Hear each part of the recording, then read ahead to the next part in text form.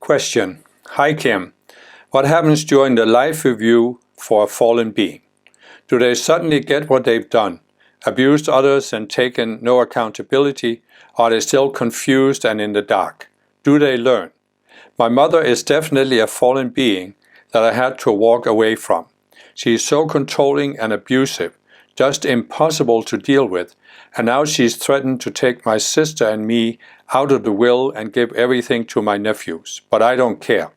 I refuse to be her punching bag anymore. Since I chose to be in this family, was it always the plan for me to put up boundaries and walk away?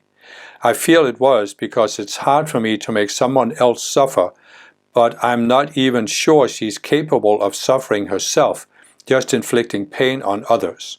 There's just no getting through to this woman. You cannot reason with her at all. I have given up trying to make her see, but will they ever get it? Well,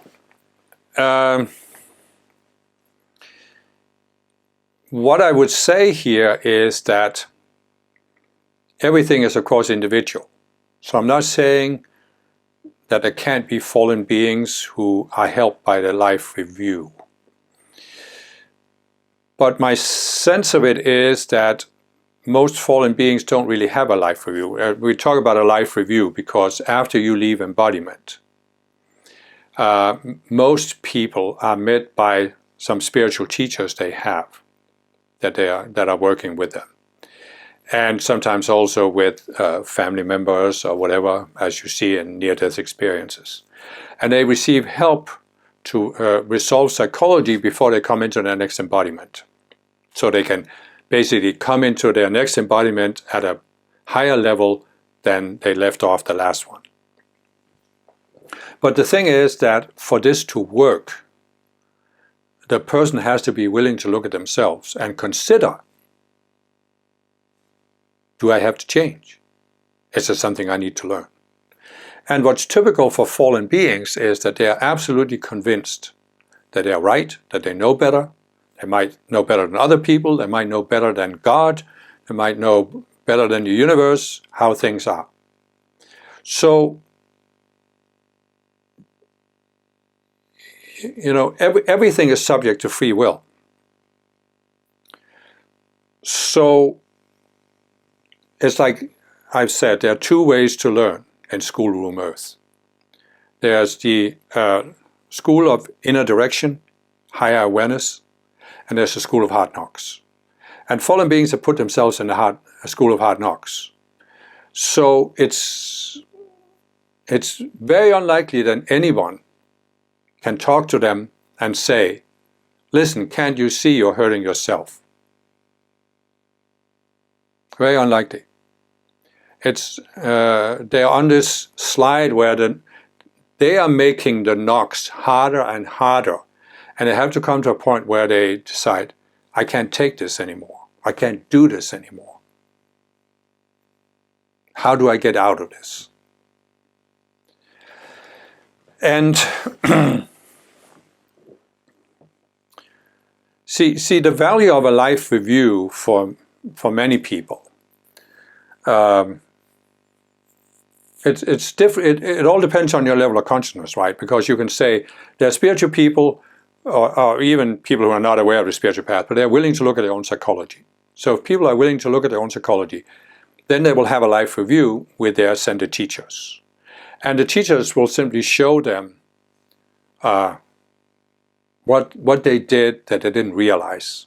Because unresolved psychology means that when we're in embodiment, we're doing things we can't see.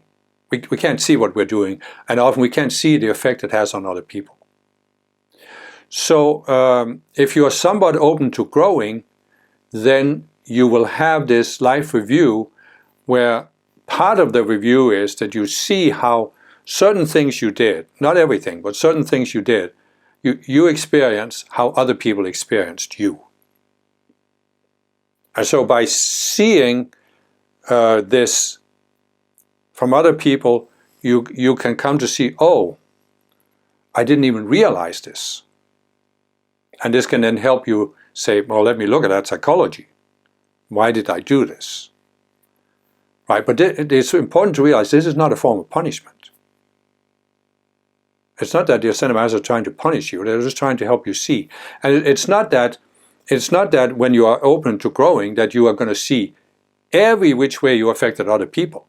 Because in many cases, other people's reaction to you was their unresolved psychology. And it doesn't help you to see their unresolved psychology. Right? So these are for people that are willing to look at themselves. Then the average person on earth, the vast majority of people on earth, are not really willing to look at themselves.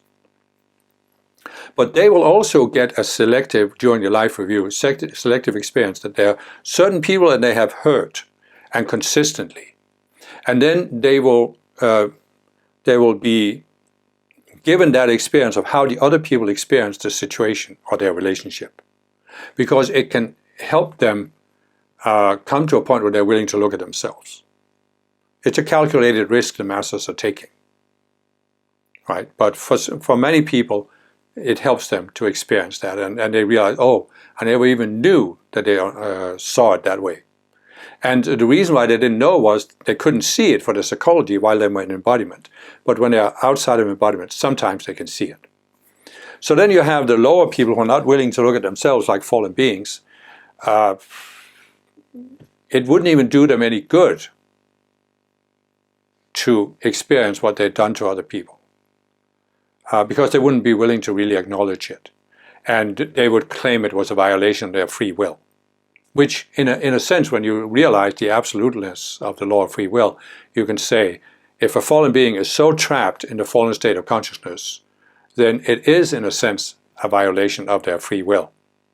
So therefore, in the life review, they are just allowed to, they really don't have a life review as such. They just, when they leave the body, they go to the level of often the emotional plane, the astral plane, where there are people in the same state of consciousness as themselves. So they just clash with these beings while they are in between embodiments. But of course, what we need to add to this is that there is a limit to how far a fallen being can continue to exist. So there can come what we can call a final life review, you might say, where the I am presence of that fallen being has decided that it simply won't allow that conscious you to continue to exist. And then the conscious you is given a life review, kind of like it had before it fell, when its first sphere ascended. I explained this in my video about how the world was created. I explained the process of falling. So there can come that point where the conscious you is forced to see what it has done, and then given a final choice. Does it want to start the upward path of freeing itself from all this unresolved psychology, or does it want to stop existing? And then it can go through, if it chooses, if it doesn't want to climb the path up, it can go through what's called the second death, and it's dissolved, and all the karma is dissolved. And that means that the I Am Presence had the potential to learn positive lessons from the fallen being climbing back up, but the I Am Presence misses that. It doesn't mean that I Am Presence hasn't learned something from the fallen being falling, but still, it isn't the full lesson that could have been learned. So, to get back to what the person is describing about his or her mother, I mean, there are fallen beings in embodiment who are not what we would call openly evil people. In other words, they're not mass murderers, they're not dictators who are killing millions of people. They're seemingly normal people, but they are like the person describes. She is so controlling and abusive, just impossible to deal with. And it's typical that they're always projecting that the problem is outside themselves. It's other people that's the problem. And they are trying to control people through this guilt and fear or whatever it may be. And so there are, over the many years I've been on the spiritual path, there's a certain percentage of spiritual people who have chosen to embody with a fallen being in their family. Often a parent, but not necessarily. And we do this because there are certain lessons we want to learn. And since I chose to be in this family, was it always a plan for me to put up boundaries and walk away? I feel it was, because it's hard for me to make someone else suffer, but I'm not even sure she's capable of suffering herself, just inflicting pain on others. And I would say that it sounds like this person's mother is completely closed to seeing anything about herself, which of course comes from unresolved psychology and really the fear of seeing something wrong with themselves. This is typical for fallen beings. They would be so devastated if they were to admit that there was something wrong with them, that they have to keep projecting out. It's really a defense mechanism. But for many spiritual people who are not aggressive, the lesson is to define your boundaries and say, this is what I'll take from this person, and I won't, if you go beyond this, I'm out of here. But I think it's really important in these cases to look at your own psychology and look at how do you look upon this person? What has your relationship been like? What kind of a pattern, what kind of dynamic do you see? And what does it say about you? For example, have you allowed this person to manipulate you by making you feel guilty, for example? Then you have some subconscious selves that are based on this feeling guilty. The sense that you have done something wrong, that the fallen beings are extremely good at projecting on you, you have done something wrong. And what comes to me here is that what I've seen in myself and in other spiritual people is, when you are on the spiritual path, you are willing to look at yourself. And the fallen beings know how to take advantage of this by projecting at you that you must have done something bad to them in a past life. And therefore you should feel guilty and you should allow them to manipulate you. And you don't know whether you have done something or not. Maybe you have, maybe you haven't, but you don't know. But because you're open to looking at yourself, you're thinking, but what if I did? Maybe I really should be nice to this person and let them continue to manipulate me. You see what I'm saying? There can be a dynamic like that. There can also be many other dynamics, of course. That's why I'm saying it's important to look for the patterns and then use the teachings and the tools the masters have given for resolving these subconscious selves. That's how you become free, because what you really want as a spiritual person is you want to become free not only of this person, but of the fallen consciousness in general.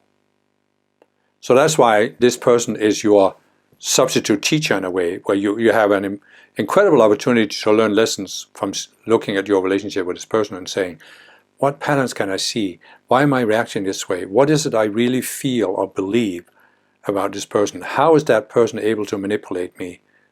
And what is it in me that I need to overcome so that nobody can manipulate me that way anymore? Because they can only manipulate you, of course, because you have a separate self that they're pulling on. And so the only way to be free is to come to see that self, see that it's based on illusion, and you just let it go. You just let it go.